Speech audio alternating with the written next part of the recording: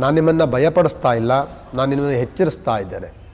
ಮುಂದಾಗುವಂಥ ಸಮಸ್ಯೆಗಳನ್ನು ಅರಿತು ನೀವೆಲ್ಲೂ ಸಹ ಜಾಗರೂಕತರಾಗಿರಿ ಎನ್ನೋಕ್ಕೋಸ್ಕರವಾಗಿ ನಾನು 7.5 ಈಗಲೂ ಸಹ ಇದ್ದರೂ ಸಹ ಶನಿ ಬದಲಾವಣೆ ಆಯಿತು, ಜನ್ಮದಿಂದ ಶನಿ ಬಿಟ್ಟು ಹೋದರು ಅಂತ ಒಂದು ಖುಷಿ ಪಡುವಂಥ ಸಂದರ್ಭದಲ್ಲಿ ಪಾಪಗ್ರಹ ಒಂದು ಕುಜನೂ ಸಹ ದ್ವಾಸದಲ್ಲಿ ಬರೋದ್ರಿಂದ ಆರೋಗ್ಯದಲ್ಲಿ ವ್ಯತ್ಯಾಸವಾಗುತ್ತೆ. ಇವತ್ತಿದ್ದಂಥ ಆರೋಗ್ಯ ನಾಳೆ ಇರೋದು. ಸಂಪಾದನೆ ಮಾಡ್ಕೊಂಬಂದಂಥ ಹೆಸರೆಲ್ಲವೂ ಸಹ ಕ್ಷಣದಲ್ಲಿಯೇ ಎಲ್ಲವೂ ಹಾಳಾಗುವಂಥದ್ದು. ಈ ಮಾತನ್ನು ಹೇಳ್ತೇನೆ, ಎಲ್ಲ ಗ್ರಹಗಳು ಸಹ ಕುಂಭರಾಶಿಗೆ ಮಾರಕವಾಗಿರೋದ್ರಿಂದ ಕೇವಲ ಇನ್ನು 1.5 ವರ್ಷಗಳ ಕಾಲವನ್ನು ಕಳೆದ್ರೆ ನಿಮಗೆ ಅದೃಷ್ಟದ ವರ್ಷಗಳು, ಇನ್ನು 30 ವರ್ಷ ಎಂಥ ಸಮಸ್ಯೆಗಳು ಬರೋದೇ ಇಲ್ಲ. ಆದ್ದರಿಂದ ಕೇವಲ ಅಂತ್ಯಭಾಗದ ನಮಃ ಶ್ರೀಮತೆ ರಾಮಾನುಜಾಚಾರ್ಯಾಯ ನಮಃ. ಇದು ಮಾಸ ಭವಿಷ್ಯ, ಜನವರಿ ತಿಂಗಳಲ್ಲಿ ಬರುವಂತಹ ಮಾಸ ಭವಿಷ್ಯದಲ್ಲಿ ನೋಡಿ, ಕುಂಭರಾಶಿಗೆ ಜನವರಿ ತಿಂಗಳಲ್ಲಿ ಯಾವ ರೀತಿಯಾದಂಥ ಫಲಗಳಿದೆ ಅಂತ ನೋಡೋಕೆ ಹೋದಾಗ, ಕುಂಭರಾಶಿಯವರು ನಾನು ಹೇಳುವಂಥದ್ದು ಒಂದು ಅದೃಷ್ಟದ ಹೀನರಾಶಿ ಅಂತ ಹೇಳಬಹುದು. ಕುಂಭರಾಶಿಗೆ ಸುಮಾರು ವರ್ಷಗಳಿಂದಲೂ ಸಹ ಒಂದಲ್ಲ ಒಂದು ಸಂಕಷ್ಟಗಳನ್ನು ಅನುಭವಿಸ್ತಲೇ ಇರ್ತಾರೆ.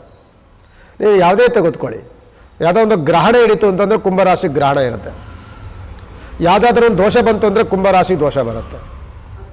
ಯಾವುದಾದ್ರೂ ಒಂದು ಅನಿಷ್ಟ ಅಂತಂದರೆ ಕುಂಭರಾಶಿಗೆ ಅದು ಅಲ್ಲಿರುತ್ತೆ. ಯಾಕೆ ಅಂತ ಅಂದರೆ, ಜನ್ಮದಲ್ಲಿ ಬಂದು ಕುಳಿತಂತಹ ಪಾಪಗ್ರಹ, ಈ ರಾಹುಗ್ರಹವನ್ನು ನಾವು ಪಾಪಗ್ರಹ ಅಂತ ಹೇಳ್ತಿರ್ತೀವಿ. ಈ ಪಾಪಗ್ರಹ ಬಂದು ಏನು ಮಾಡ್ತಾರೆ, ಕುಂಭರಾಶಿಗೆ ಬಂದು ಕೂತ್ಕೊಳ್ಳುತ್ತೆ. ಮೊದಲು ಜನ್ಮದಲ್ಲಿದ್ದಂಥ ಶನಿಗ್ರಹ ಇತ್ತು, ಶನಿಗ್ರಹ ದೋಷದಲ್ಲಿದ್ದಾಗ 7.5 ಕೂಡಿತ್ತು. 7.5 ಈಗಲೂ ಸಹ ಇದ್ದರೂ ಸಹ ಶನಿ ಬದಲಾವಣೆ ಆಯಿತು, ಜನ್ಮದಿಂದ ಶನಿ ಬಿಟ್ಟು ಹೋದರು ಅಂತ ಒಂದು ಖುಷಿ ಪಡುವಂಥ ಸಂದರ್ಭದಲ್ಲಿ ಪಾಪಗ್ರಹ ಒಂದು ಛಾಯಾಗ್ರಹ, ಪಾಪಗ್ರಹ ಬಂದು ರಾಹುಗ್ರಹ ಬಂದು ಅಲ್ಲಿ ಕೂತ್ಕೊಳ್ಳುತ್ತೆ ಕುಂಭರಾಶಿಗೆ.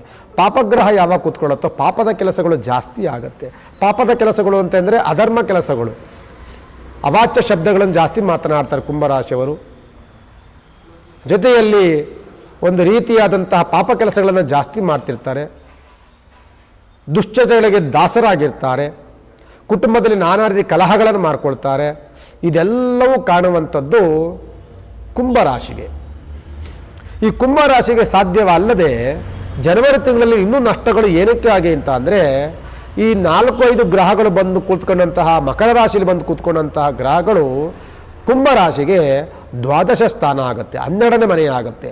12ನೇ ಮನೆ ಅತ್ಯಂತ ಮಾರಕ ಸ್ಥಾನ ಅಂತ ನಾವು ಹೇಳ್ತಿರ್ತೀವಿ. ಇದು ಎಷ್ಟು ಗ್ರಹಗಳಿರುತ್ತೆ ಅಂತ ಅಂದರೆ ನೋಡಿ, ಬುಧ ಗ್ರಹ 12ನೇ ಬರೋದ್ರಿಂದ ಬುದ್ಧಿ ಚಂಚಲವಾಗುತ್ತೆ, ಬುದ್ಧಿ ಸ್ಥಿಮಿತವನ್ನು ಕಳ್ಕೊಳ್ಳುತ್ತೆ. ಸಣ್ಣ ಪುಟ್ಟ ವಿಚಾರಗಳಿಗೂ ಸಹ ಗಲಾಟೆ ಗೊಂದಲಗಳಾಗುತ್ತೆ. ಕೋರ್ಟು ಕಚೇರಿಗಳಿಗೆ ಹೋಗಬೇಕಾಗುವಂಥ ಸಾಧ್ಯತೆಗಳಿರುತ್ತೆ. ಜೊತೆಗೆ ಇಲ್ಲಿ ಪೊಲೀಸ್ ಸ್ಟೇಷನ್ ಮೆಟ್ಟತ್ತುವಂಥ ಸಾಧ್ಯತೆಗಳು ಜಾಸ್ತಿ ಇರುತ್ತೆ.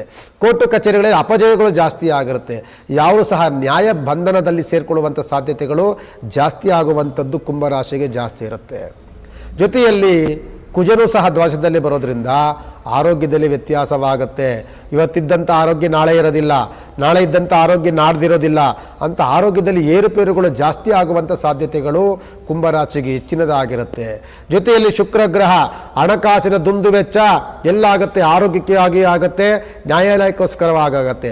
ಹಾಸ್ಪಿಟ್ಲಿಗೆ ದುಡ್ಡಿಡ್ತೀವಿ, ತಪ್ಪರೆ ಕೋರ್ಟು ಕಚೇರಿ ತಗೊಂಡೋಗಿ ದುಡ್ಡಿಡ್ತೀವಿ. ಇದು ಜಾಸ್ತಿ ಆಗುವಂಥದ್ದು ಕುಂಭರಾಶಿಗೆ ಜನವರಿ ತಿಂಗಳಲ್ಲಿ ಹೆಚ್ಚಿನದಾಗ ಆಗುತ್ತೆ. ಜಾಗರೂಕತೆಯನ್ನು ವಹಿಸಬೇಕಾಗ್ತದೆ. ಅದೇ ರೀತಿಯಾಗಿ ಕೀರ್ತಿ ಭಂಗ, ಸಂಪಾದನೆ ಮಾಡ್ಕೊಂಬಂದಂಥ ಹೆಸರೆಲ್ಲವೂ ಸಹ ಕ್ಷಣದಲ್ಲಿಯೇ ಎಲ್ಲವೂ ಹಾಳಾಗುವಂಥದ್ದು. ಆದ್ದರಿಂದ ನಾನು ಕುಂಭರಾಶಿಗೆ ಒಂದು ಕಿವಿ ಮಾತನ್ನು ಏನು ಹೇಳಬೇಕು ಅಂತ ಅಂದರೆ, ದುಶ್ಚಟಗಳಿಂದ ದೂರ ಇರಬೇಕು, ಅಕ್ರಮ ಸಂಬಂಧಗಳಿಂದ ದೂರ ಇರಬೇಕು. ಜೂಜಾಟ, ಮದ್ಯಪಾನ, ವೇಶ್ಯಾಗೃಹ, ಸ್ತ್ರೀ ಸಂಬಂಧವಾದಂತಹ ಅನೈತಿಕ ಸಂಬಂಧಗಳು, ಇದೆಲ್ಲದರಿಂದ ಎಷ್ಟು ದೂರದಲ್ಲಿ ಇರ್ತೀರೋ ಕುಂಭರಾಶಿಯವರು ಅಷ್ಟು ನಿಮಗೆ ಲಾಭದಾಯಕ. ಸಣ್ಣ ಸಣ್ಣ ವಿಚಾರಗಳಿಗೂ ಸಹ ಆಕರ್ಷಣೆಗಳಿಗೆ ಹೊರಗಾಗಿ ನೀವೇನಾದರೂ ಇಲ್ಲಸಲ್ಲದ ಆಲೋಚನೆಗಳನ್ನು, ಚಿಂತನೆಗಳನ್ನು, ಕೆಟ್ಟ ಕೆಟ್ಟ ಯೋಚನೆಗಳನ್ನು ಮಾಡಿಕೊಂಡು ಏನಾದರೂ ವ್ಯವಹಾರಗಳನ್ನು ಮಾಡಿಕೊಂಡ್ರೆ ನೀವು ದೊಡ್ಡ ಮಟ್ಟದ ನಷ್ಟಕ್ಕೆ ನೀವು ಹೋಗ್ತಾ ಇದ್ದೀರಿ, ದೊಡ್ಡ ಪ್ರಪಾತಕ್ಕೆ ನೀವು ಬೀಳ್ತಾ ಇದ್ದೀರಿ. ಎದ್ದು ಬರಲಿಕ್ಕೆ ಸುಮಾರು ವರ್ಷಗಳ ಕಾಲಗಳು ಬೇಕು. ಇನ್ನು 1.5 ವರ್ಷಗಳ ಕಾಲವೂ ಸಹ ಕುಂಭರಾಶಿಗೆ ಅನಿಷ್ಟದ ವರ್ಷ.